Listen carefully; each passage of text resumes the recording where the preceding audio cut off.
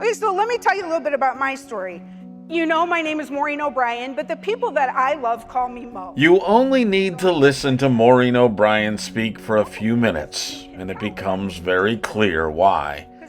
She's a CEO, a corporate business leader, a motivational speaker, and an all-round leader in life. It makes sense. But what might be a little puzzling is what connects this ultra-successful person to an up-and-coming sports photographer who's just trying to find his way. Well, to break it down into simple terms, that one thing is cancer. I'm so glad I got to meet you. Me too. You're a good egg. Thank you. Thank you. I'm glad someone thinks so. I'll be your biggest someone. So my son Sean has never had cancer, so you might be wondering, what's the connection? Why this businesswoman from Chicago and this young man who now makes his living in Florida? Well, while Sean has never had cancer, he has spent a significant portion of his life living in its shadow. First, he had to be by his mother's side as she passed away from a brain tumor. And then just months after her passing, his best friend was told that he too had cancer. That best friend is NFL star James Conner. While Conner was at the University of Pittsburgh, he was diagnosed with Hodgkin's lymphoma, a blood cancer. And Sean, who recently buried his mother, was by his side every step of the way. He said, I'm really sorry to tell you this, but you don't have a torn rotator cuff. You have a giant tumor in your left shoulder, and you need to see an oncologist today. And lymphoma is a blood cancer, so it's not like they can just cut it out. It's in your blood. And it was in my bones and everywhere. And he said, this might be the very worst case I have ever seen. And just like James Conner, Maureen O'Brien had cancer. And she would fight just like him. And during that fight, her nephew did two things for her to help her face the battle. Bought her a James Conner jersey to wear for support, knowing that he had cancer, and got her James's book, Fear is a Choice. And it's in that book that she learned all about the James Conner, Sean Gallagher story. People that know us, that research you, or research the book, are going to say, how the heck does Maureen O'Brien ever connect with Sean Gallagher? And what's really wrong with her? That might be for another interview. What? Yeah. So the way that I connected with Sean Gallagher was that my nephew, Kevin Burkhardt, sent me the book Fear is a Choice by James Conner. And I'm from Pittsburgh, huge Pittsburgh Steelers fan, huge James Conner fan, because my brother gave me James's shirt when I was sick, his Steeler number 30, which I will wear for the rest of my life. And I learned about James's story, and then I got the book, and Kevin was worried about sending the book to me because he thought it might be too hard to read, and it was. It was very hard for me to read because our stories are similar in what we went through. But in the book, he talks a lot about his friend, Sean Gallagher. And I was just so drawn to that. I know what it's like to be the person with a diagnosis. And certainly I have had my share of walking with people who have gotten a cancer diagnosis, but reading about Sean just made me want to tell those stories. And so I thought, well, I'd like to reach out to this kid. And then I thought, well, this is just stupid because like I'm 100 and this is a young kid and I'm in Chicago, he's gonna think I'm crazy. And so my way of connecting with people is typically through LinkedIn because that's a business platform and it seems like the right way to do it. And so I kind of looked for him and I couldn't find him.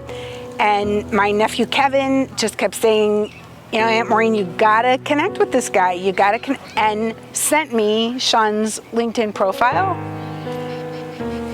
And then I was kind of stuck. So I thought, okay, I'm gonna reach out to him. He'll never respond. This is silly. This isn't gonna happen. And I reached out to him, and 1 day later, his response was, I would be honored to be part of this. I had no idea what a forward is, to be honest. And I did have to look it up. And when I looked it up, it said, a preview of the book, a synopsis of the book. The book wasn't finished being written yet. And Maureen said, write it about you.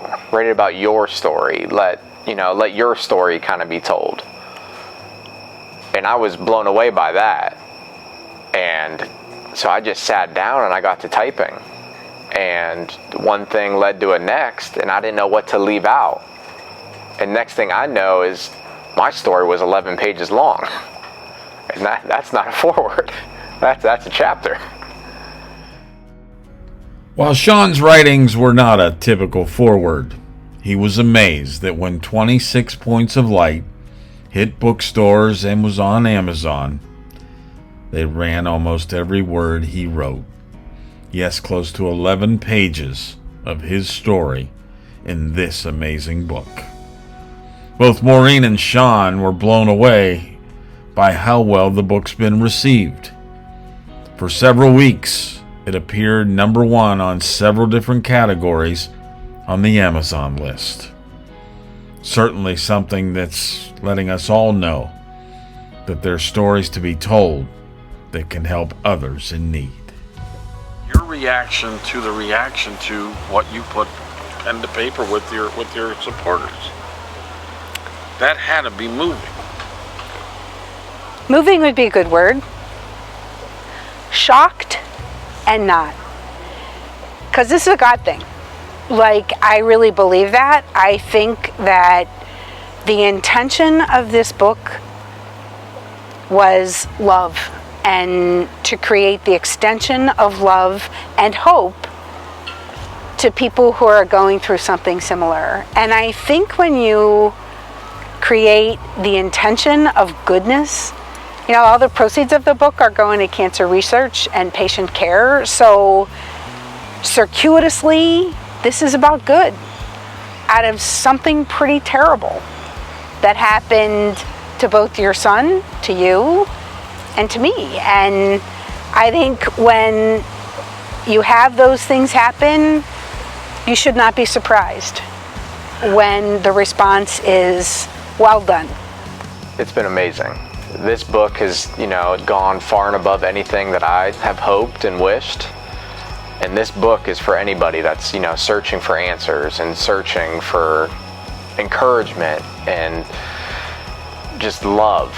This book is so full of love and just so much support. And it's jumping off the pages how much the support is and how important a support system is. It's safe to say that Sean's entire life, he has had quite the support system himself. He's played sports, he's got friends who are in the National Football League, and he's trying to find his way as a sports storyteller. Something that he started at a very young age, like here walking up a fairway with Michael Jordan, and yes, taking this picture of Jordan hitting out of a sand trap. Sean was there to photograph Dan Marino as he entered the Hall of Fame, and Sean was just 9. Now he shoots for people like Ben Roethlisberger and, of course, James Conner. But his story is his. And he's finding a way that if it can help somebody else who might be struggling, that's exactly what he wants to do.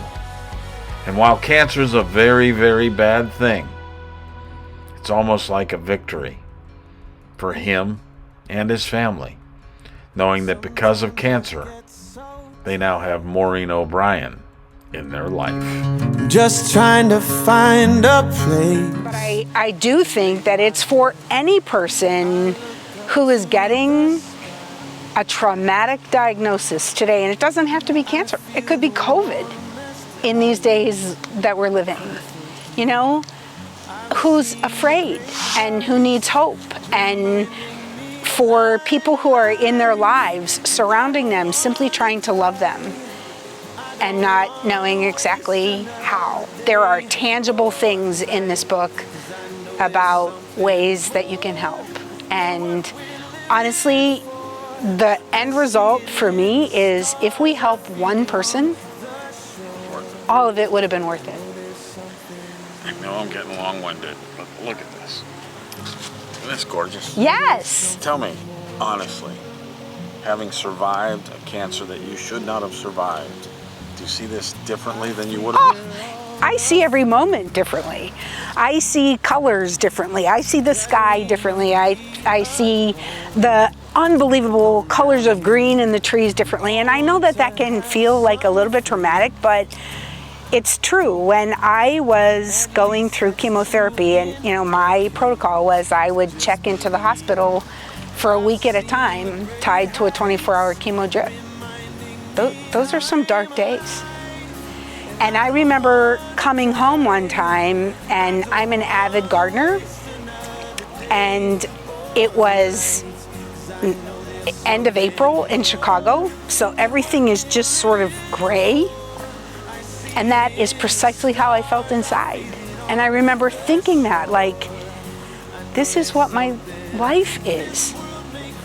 And I had some very good friends who called out for garden angels, and plants and flats of flowers started showing up on my patio, and I'm thinking, who's planting this stuff like that?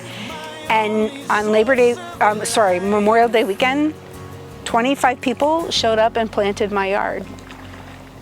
And it brought it back to life. And honestly, metaphorically, it was in that moment that I saw real color and started to believe that the color could come back into my life.